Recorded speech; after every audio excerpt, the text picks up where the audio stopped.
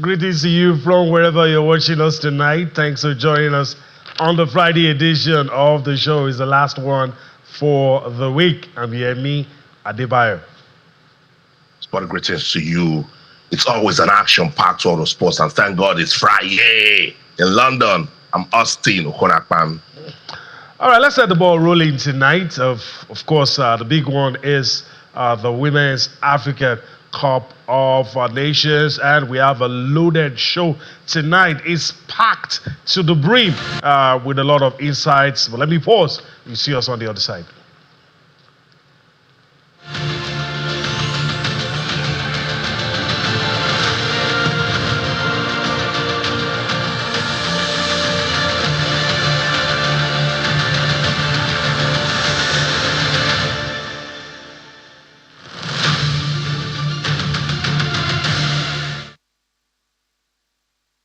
All right, so on the show tonight, we intend to make stopovers in Canada, in Morocco, and of course, in Abuja. And we can only do that via technology. I'll allow Austin to do the honors where we're going to make the first stopover. And we're doing that all in a bid for you to have different perspectives and information with regards to the ongoing Women's African Cup of Nations, with special focus on the Super Falcons of Nigeria. So Austin, let me allow you, lead us into that conversation as we go across different directions. And I mean, it's a clear testament that we give 100% attention to women's football development in Nigeria. We're not just Super Eagles, we balance it up. And that's why when women's football is at the core of the conversation, you'll find us talking about it and giving it that stretch that it deserves, so the women can actually, get that attention that they truly deserve. Our colleague Cecilia Amogbe will be joining us from Rabat, Morocco. She's got loads of information for us. Cecilia, just hold on right there. Toby Emmanuel joins us on the show from Canada. Toby, it's good to have you on Sports Tonight. Yeah, it's great to be back. Nice to see you again. Always a delight to be on Channels TV. Fantastic. Good to see you too. Samuel Amadu needs little or no introduction. And Samuel, I don't know, is it the women that you like or the women's football? Which one? Both of them, man. Both of them. They all go together. All righty. All right, fantastic. Good to have you, Samuel Amadu. Big women's football advocate in Nigeria, also joining us on the show. But it's always ladies first. Let me bring in our colleague Cecilia Amogbe. Cecilia, good to have you on Sports Tonight. Cecilia, on mute and speak to me, please. I miss you that much. It's great to join you guys once again from Rabat, Morocco. Tell us what's going on. What's the look and feel in Rabat, Morocco as the Super Falcons are prepared to take on the Lionesses of Cameroon? It's still buzzing the way it started after that win against Egypt, which was an emphatic one. So that kind of set them into the tournament. But they left early hours of today, 8 a.m. They were right there at the training session. We thought they would not come in early, but as early as that, yes, they were there. And of course, interviews were not allowed. It was just open for 15 minutes. It wasn't a rigorous training. It was just for them to relax and, feel good and stretch their legs. And that was what it was all about. Nothing so much as tactical tactics or anything. It was more like time for them to really stretch their legs and recover from that game they played against Egypt. And after that, this afternoon, they left for Casablanca. So I think it's about 6 p.m. That's when they arrived in Casablanca. So they are right there in Casablanca. And of course, tomorrow, they'll have their usual pre-game press conference, and after that, they will be ready for the game. They intend to have a training session tomorrow in Casablanca. So it's been a good one for the Super Falcons of Nigeria, with the NFF officials visiting them, promising them more money, and because I'm sure that's why six different players were on score sheet in the game against Egypt. Hopefully that will also serve as a motivation for them. But the Super Falcons, they actually don't need that. But there's something really remarkable what the Nigerian embassy here in Morocco have done. They've decided to go to schools, visit different communities that have Nigerians in them to mobilize them to actually come to the stadium to watch, because the players they've talked about them playing at empty stadium. And as usual, the journalists who came to cover the tournament have to go to the fans stand to join to support the players. So they've decided to mobilize Nigerians around Morocco, across the kingdom of Morocco, to go to Casablanca and support them. We just want to see how far that will go, if it's going to also serve as that, because what the players usually do after the finish game playing, they come to the stands where the supporters are, take selfies with them, just, appreciate them for being there for them all through, whether they're playing well or they're not. But the fans are always very supportive every time they are playing. The Cecilia director is telling me, tell Cecilia to keep some for later. That she should reduce the speed, So Cecilia, hold on with your thoughts. Let's go back to Lagos. It's important. Let's run through the fixtures for Saturday before bringing Toby and Samuel. I'm going to do more than that. We're going to set the background. We're going to talk about the games. There's a temptation to think it's all about Nigeria. It's not all about Nigeria. There are other quarterfinals. And if we go now, we might end up not talking about the other teams. So it's only fitting that we just go now, set the tone, then, of course, gradually get into, of course, the involvement of the Super Falcons. I'll just go across in a bit now. And there you have it right there on your screen. Quarterfinals tomorrow. Let's talk about the match details for the quarterfinals. Côte d'Ivoire will take on Algeria Saturday, August the 8th, Nigerian time, 5 p.m. at the Stade Moulay Rachid in Casablanca, 5 p.m. Côte d'Ivoire, Algeria. That's what's going to happen at 5 p.m. The host, Morocco, the Lionesses, will be up against South Africa. Easily one of the biggest games, of course, in this round. Morocco taking on South Africa, 8 p.m. at the Stade Moulay Hassan in Rabat. That's where that game will be played. First two quarterfinal matches involving Côte d'Ivoire, Algeria, and of course Morocco and South Africa. Let's go to Sunday. Let's talk about Sunday. I'm very sure everyone is eager to look at what's going to happen on Sunday. And of course, on Sunday, the big one. Sunday, the 9th of August, Cameroon taking on Nigeria, 5 p.m. at the Stade Labri Zaoli in Casablanca. Then again, later in the day, 8 p.m., Malawi will take on Ghana, 8 p.m. Stade Al Madina in Rabat. Morocco spot for choices for match venues, matches spread across the capital city and other regions. A lot of football to be played. Now let's quickly talk about something that will set the tone for the next set of questions that we will be asking. Let's quickly take a look. So let's just quickly take a look at some other things. But okay, anyway, let's do it this way first, so that the Super Falcons don't take the shine over all the other games. Let me go to Toby. And Toby, let me say, it's been a while. Greetings to you. Nice to see you again. I want to get your thoughts on the first quarterfinal matches to be played. That's talking about Saturday. You have Cameroon. You have Algeria, Côte d'Ivoire, Morocco, and South Africa. Let me get your thoughts before we, take it over and talk about the Super Falcons. Yeah, thank you very much. It's nice to see you again. The first quarterfinal game, it's very crucial. The two games on Saturday, they are tough matches. I will talk about the hosts, and let me be sentimental because that is the big game before the final. I think that should be the final. If Nigeria gets, and I say if, and by God's grace, Nigeria gets to the semi-final, we might meet Morocco or South Africa. But the first game is between I beg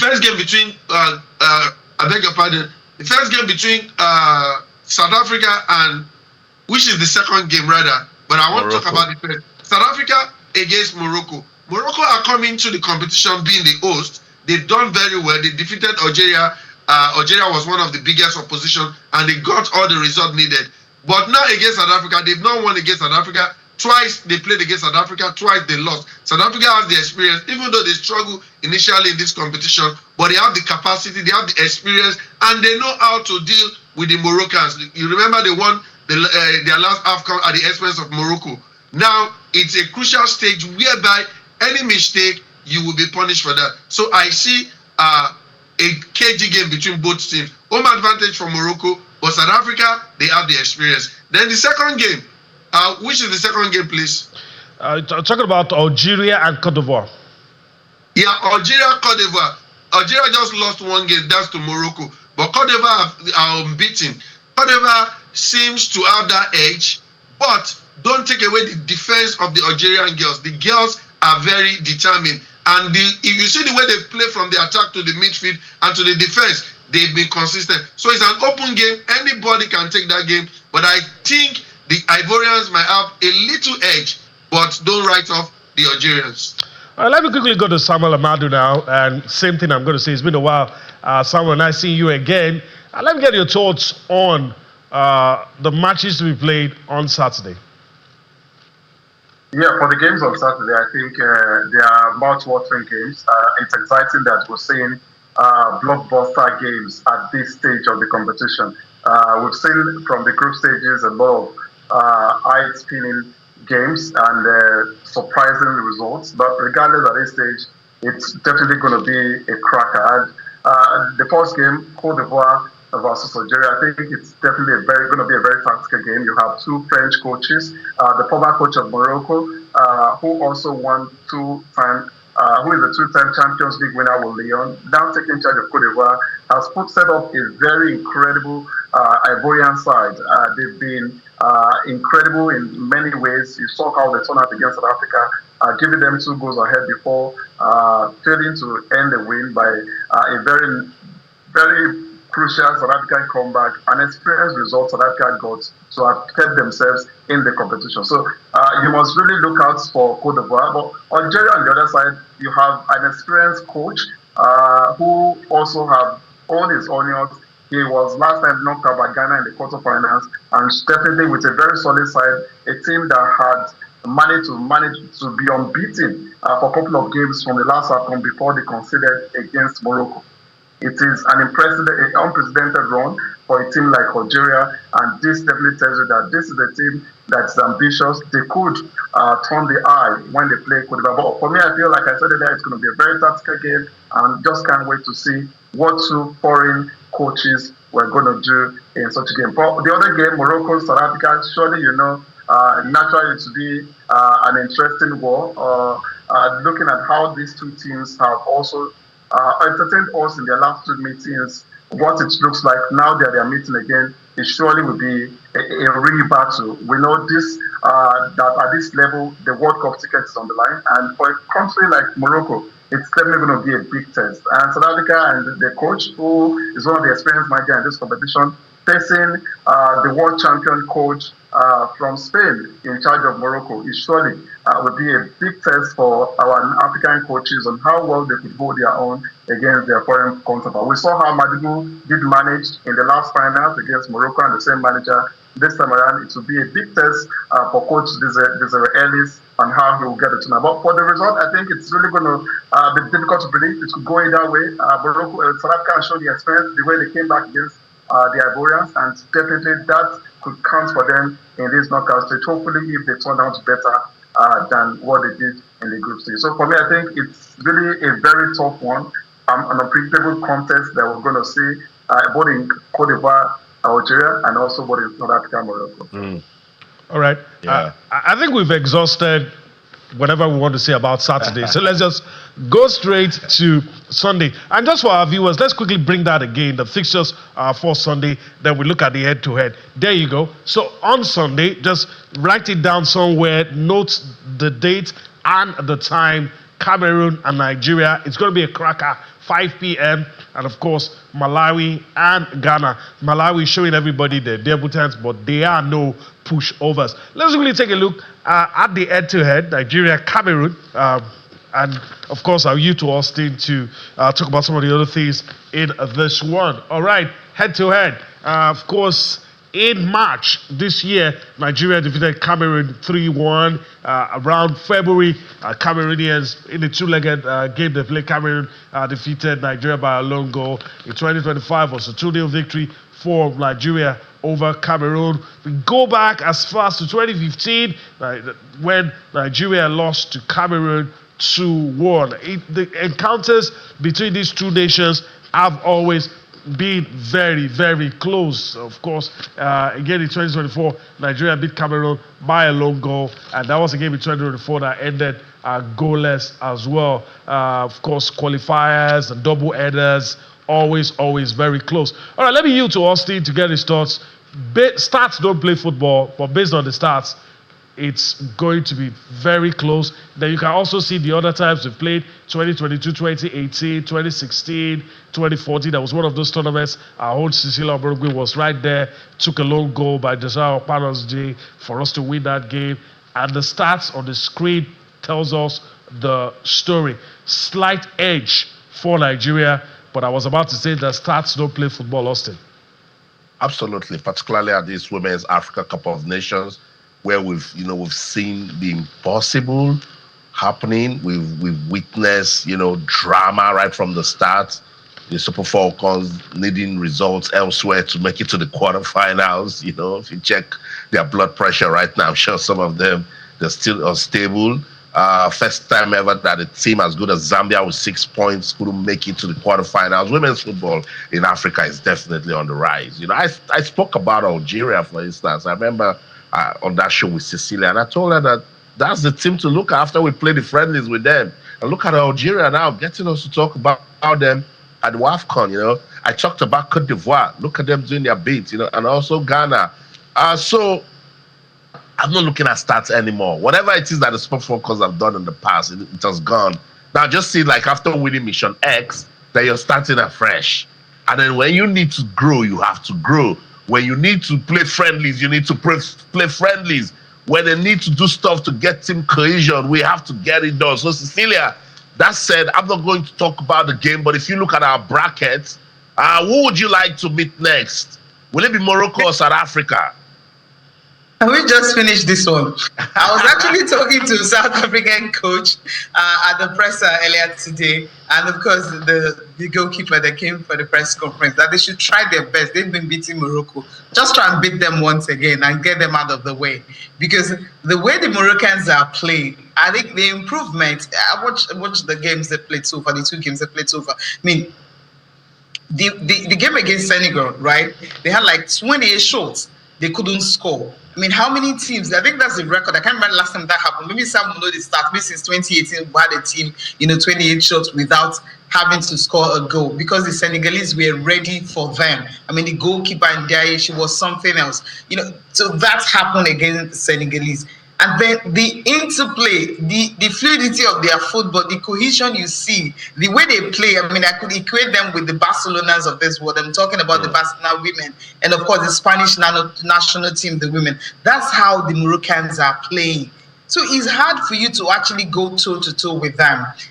If they will have to make the Super Falcons, I'm actually afraid, really, because I've looked at this crop of players. Yes, we are optimistic that they can, get the best. But if we face a South African side who are also struggling, and of course, I remember the coach started about 6 players who are over 30, in their last game. They have like players who are not as fast as the Moroccans. The Moroccans have been able to blend youth and experience. You look at Shebak, who will be making a 101 appearance, for the national team. She's a proven goal scorer. At a point, she was on the bench, but they realized that they needed her to score the goals. Now, if we don't concede, because that's what I'm afraid of, if we have not been, we've considered how many goals so far, was it like 4 goals? I mean, this is something that we didn't have the last time. So that fear factor is there because we are conceding goals. Our defense is not as solid as we see them. The Moroccans haven't conceded a goal. They've scored 5.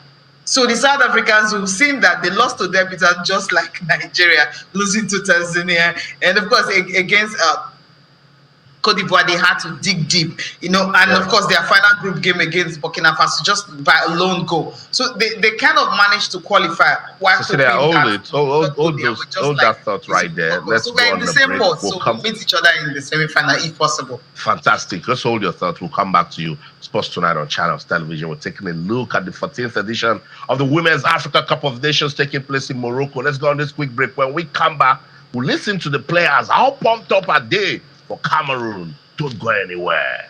Stay. That we were before. And I think a lot of teams are a bit scared to play us right now because after the criticism, it just bring a different kind of fire in us. Everyone wanted to I think if the coach even had the time to go into the pitch, they would. Everyone wanted to win. So we have that mentality now. So whoever's coming next, you should watch out. This is gonna be my first one, like you said. Yeah, it's gonna mean a lot to me, and not just to me. It's gonna mean a lot to my family and my friends because this has been a dream of mine. Even before I even got the call to be in the Super Falcons. So it's gonna be an amazing experience, and I'm hoping by the grace of God we get to win it. Yeah, I think for me, it's really interesting. Before my last tournament, I had a lot of the girls who have won it multiple times tell me that they hope that they get to experience that they hope that I get to experience what it feels like to be a champion and what it feels like to lift the trophy. And I think I feel the same way about the others who are potentially, have the opportunity for the first time, that they are able to really feel it because it's like nothing that's ever happened.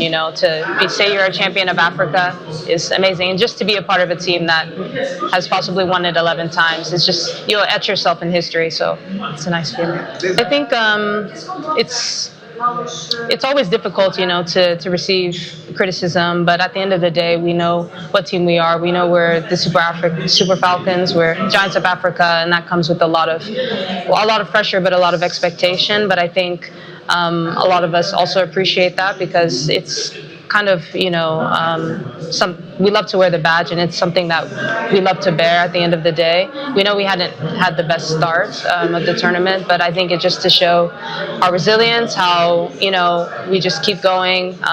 We don't back down from a challenge, and I think we showed that against Egypt. We showed that against Zambia, and I think going into these next games, we're even more prepared.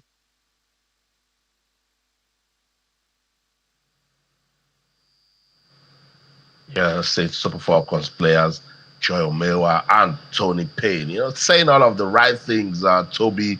After listening to them, are you confident that they are confident enough to, go out there and get the job done against Cameroon? Yes, we have what it takes to beat Cameroon. 14 times we've played. 8 times Super Falcons won, and they lost 4 times. The 2 matches ended up in draw. But statistics plays football, but on current form, that is what matters.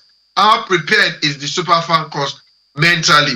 In the past, we've seen that money motivates Super Eagles, Super Falcons, Golden Eaglets, all the national teams. But in recent times, we've seen that money has also become a distracting factor to all the national teams, including the Super Falcons. So I hope the money will be a good moral booster for the girls. But apart from the money, they have something at stake going to the World Cup. So now come talk about the tactics of the coach. I don't know. Maybe Sam Amadou will help me to analyze. The last time I saw Sam Amadou was in 2015 when we went to cover the FIFA World Cup together in Canada. So, but maybe Sam will come in to tell. I don't know the rationale. I don't know if it's possible for the coach, Justin Madugu, to play Uchenna Kanu, Gift Monday, and Aziza Oshoala. Those 3 girls up front, it will be a fire force.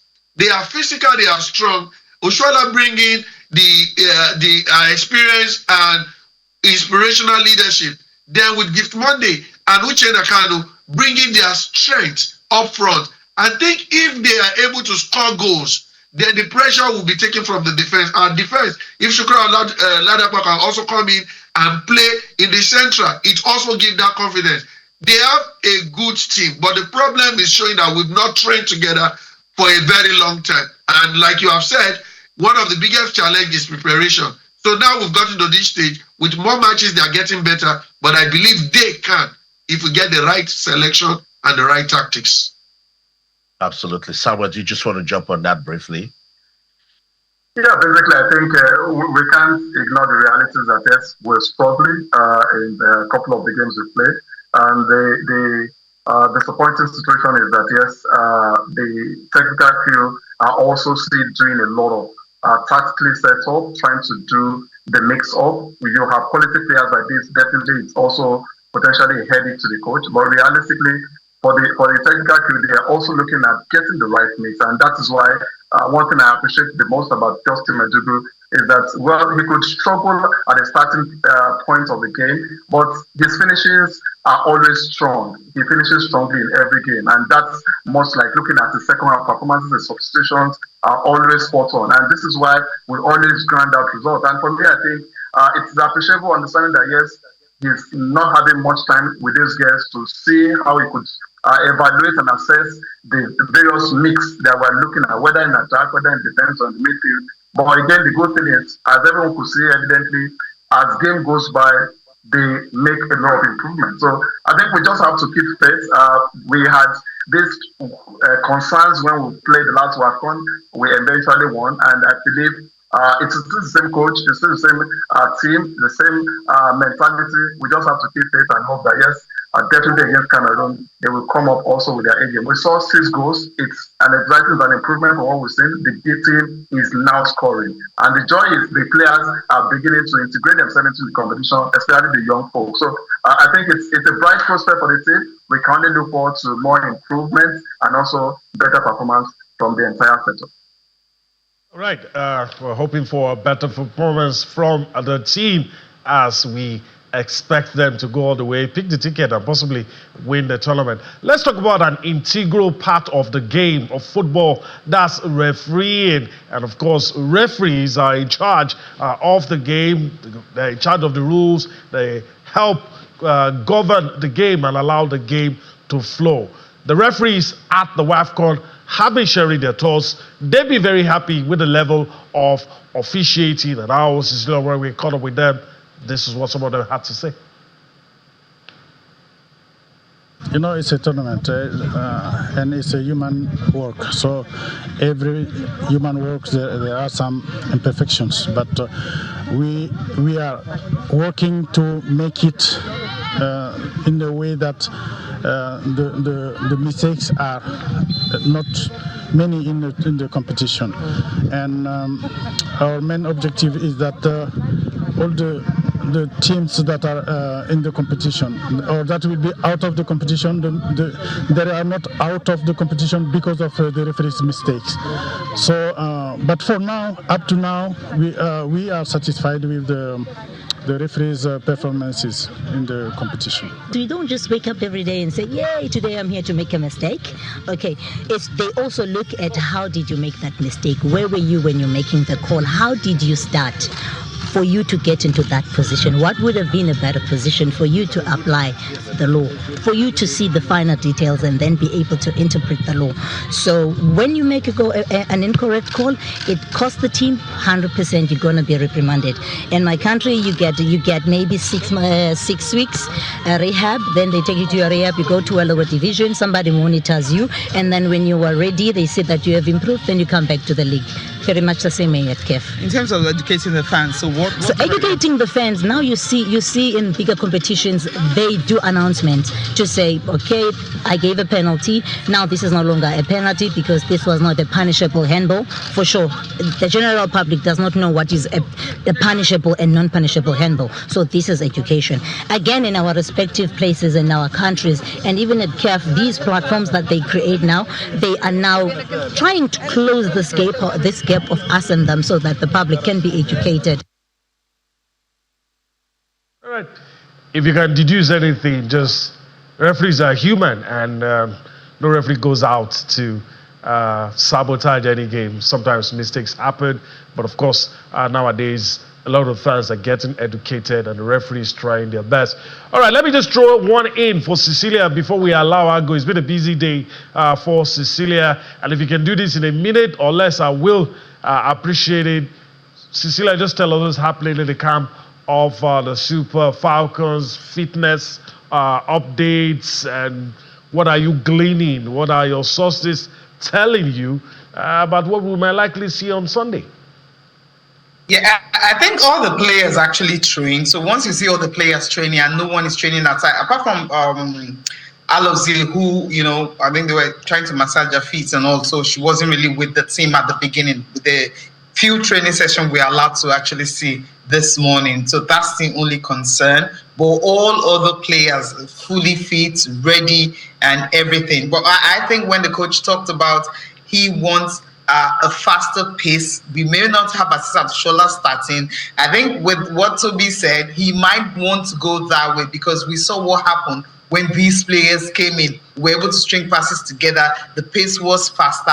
He may want to change from his usual way. But one thing about Justin Madugu that I know him for is the fact that you can never predict what you will see. But somehow he gets the results. So I think that's why we have to give it to him for his tactics. I don't know what we're going to see. I don't want to see any surprises.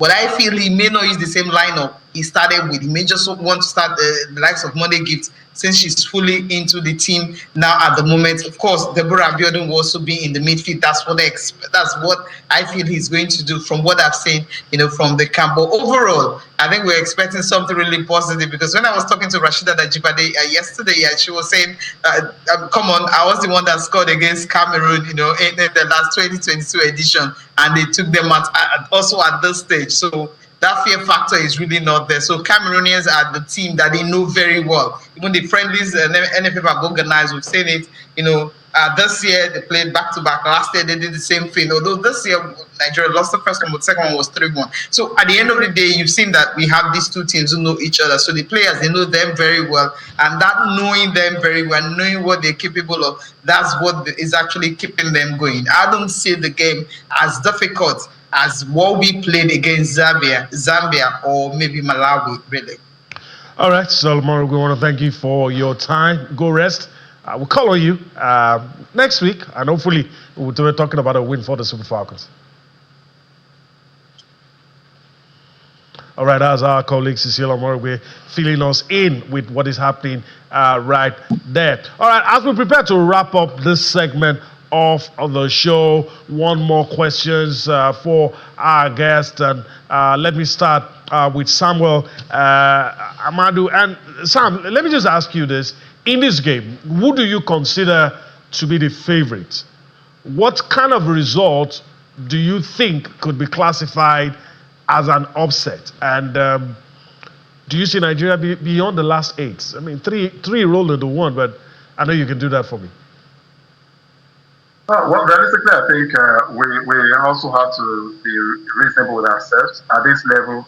For the number of meetings, we've met Cameroon for more than 20 occasions now. And as much as we have won more than a dozen games, we also have to be realistic that it's been tightly contested in recent times, except for the most recent 3-1 win, which seems like to be the highest number we've recorded against Cameroon since as far back as 2012 or 2014. So it's been a long time that we recorded a 2-0 lead, a 2-0 win over Cameroon, and that's in 2014 that we won in Namibia in the final. So we must be realistic that the game, as much as we must admit, is fast closing, and surely it will be a tightly contested one. But regardless, Nigeria definitely will hold the sway, which surely know Cameroon too well, like the back of our hand. So surely I believe we could skate through on that hand. But again, it definitely will not be a run over. We definitely will not have it easy. All right, Samuel Amanda, I want to thank you for your time on the show today. Hopefully, we'll do this again some other time. Thank you very much for having me. All right, let me go straight to Toby now and just get your thoughts. And don't think I'm sounding pessimistic, but I want to ask you, I don't know if I'm putting you on the spot. Do you see Nigeria beyond the last 8, and why? I think we can beat this Cameroonian team. So one team at a time, one game at a time. Let's beat the Cameroonian team first. Then it's either going to be Morocco or South Africa. Then anything can happen. But realistic, the target is just to get the ticket for this World Cup if the team gets the World Cup with our level of preparation for this tournament, then they've tried. For me, they've tried. If they can get the World Cup, then we can move forward. And because, like, we've seen the games, we've seen most of the players, we've seen they are same players, same coach, same tactics, but because there was no preparation, we didn't have time to start experimenting and see the combination. So that's the essence of friendly matches. If we had friendly matches, all this experimentation that the coach has been doing, he will have done it using the friendly matches. But now he has to start strategizing, using match situation to just, and thank God it's working out well. And when it didn't work out well, Nigerians came on him. But hopefully we'll beat Cameroon first. It's going to be a tough game, but we'll beat them. Then we'll decide what we'll do next. But it's possible we go beyond this quarterfinal. All right, Toby Emmanuel, I want to thank you for your time on the show. We've enjoyed having you on and you sharing your thoughts with us. Hopefully we'll do this again some other time. Thank you. It's always a pleasure. Bye. All right. And I'm still with my colleague Austin, but just for laughs, Austin, you can never have Nigerians talking sports without saying hopefully. Why does that happen? It's good that we're able to be hopeful these days. Before we just pray. We pray that so now we're not praying and fasting no more, but we just have to hope, And look, I mean, that's all we can do because we dropped the ball. That's just what it is, We looked away. We disregarded standards. When the world was doing the things that they need to do to keep their sport shining, we looked away, and it is what you sow, you reap. So that's why we're being hopeful, And if you check what's going on with the Women's Africa Cup of Nations, we saw the signs from the last WAFCON, but because of the delicate Mission X, everything that the Super Falcons did, some way, somehow, let's call it the Niger spirit, let's say the universe aligned for us, we went on and we accomplished Mission X. But the signs were there. Go and check it. Opening game was against Tunisia. We thought it was going to be a whitewash. It wasn't. Botswana dragged Nigeria. So I think it was at that time that we got that quick win, So we started picking up against Zambia. And then when we got to where we know we needed to get the job done, we did it. But this is women's football that we have lost for a very long time. We stopped building institutions. Infrastructure is all over the place. Grassroots sports development here and there. So, that's why we'll continue to say we hope that everything will be okay. All right, that's a good place to let it land. Of course, we've come to the end of this WAFCON segment. We'll talk about many other issues after this time out.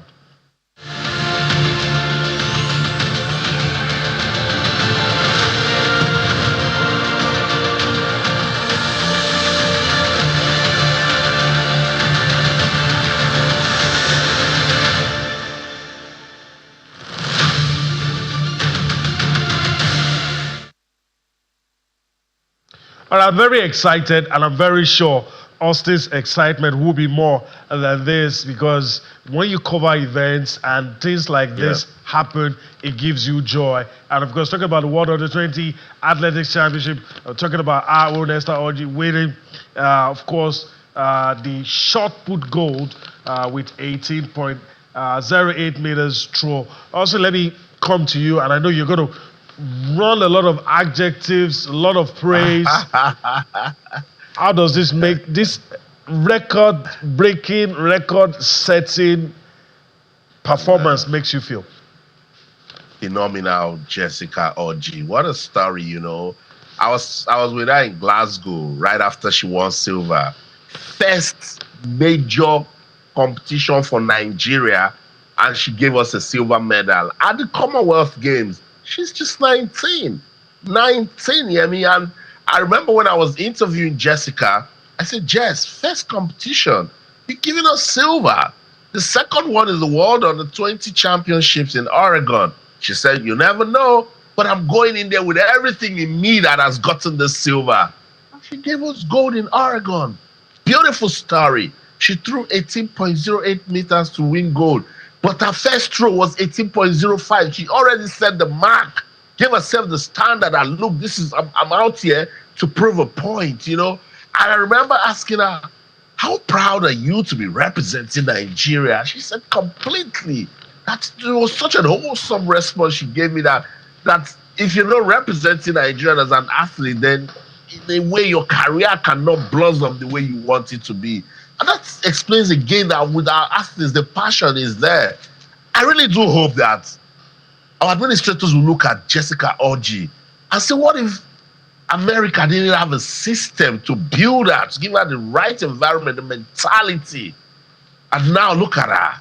First 2 major competitions, silver and gold.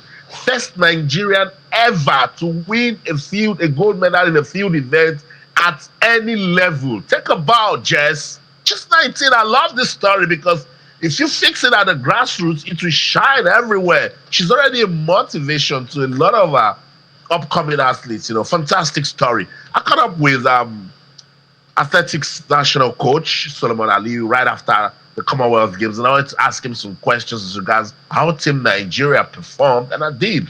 These were his responses. Well, I think the criticisms then, I think, paid off for the men. They took it up as a challenge, and here we are celebrating the men this time around. Even though it's not as if the female also went to sleep, but like I earlier explained, that was the encounter we had with having to count the gold medal from the female athletes. We only keep this momentum going by going back home, do an assessment of what we did right that produced this result, sustain it, also do a reappraisal of what we did wrong that maybe were hindrances to the success of we having to do more than we did here, and leverage on that going forward. And I also want to use this opportunity to thank the Sports Commission for having stood behind, let me repeat this time, AFN solidly through our operation phase. The training camp was superb. Everything that had to do with operation phase was actually taken care of. So I give kudos to the Sports Commission on that. Fantastic. You know, I mean, it is what it is. You could see from coaches to athletes saying well done to NSC. That environment. And all they did was just welfare. Can you see that some way, somehow, it has a positive effect? It does. Just do your part.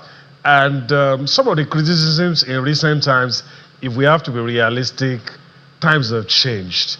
What we can do here is to discover and nurture talents. We don't have a system that can incubate them and get them to the top. So I think it's not really a minus if we get some of our athletes over there, compete with them over there, and when it's time to come represent us here, come. I mean, that's the reality of the time. There's nothing you can do about that. But we have to give kudos to the NSC. Doing their part made us shine like a million stars. And that's all they did. They did their part, took care of welfare. Just one thing, did it and did it well. And that helps. But again, let's not forget to do the little things. Tiny drops of water will make an ocean. Let's continue to do the little things. I hope that the administrators will not draw back. And I hope that they don't begin to listen to the songs of their own praise, because that can be a distraction. Yeah, I started laughing. You used 2 hopes. You see? I did it without knowing. So like, oh, Yami is hoping again, and then you did it again. Yeah, it is what it is. Check for instance, as basic as kids. Ruth Usoro did one job, changed to another Puma kid. She did another, changed to. And same thing with all of these guys that come from abroad. When they come here and you can't even do basics, there's no way to not affect performance. So congratulations once again to Jessica Orji. I love this story so much, and I really do hope that it will inspire Nigeria as a country to give attention to grassroots sports development. That's the show. In London, I'm Austin Okonakpan. And in everything you do, remember, keep talking sports. Bye for now. All right, we've crossed the finish line here in Lagos. And of course, on the show tonight, we hope that you've enjoyed everything. This is the last one for the week. You'll see us again next week. I'm Amy Adebayo. Bye-bye now.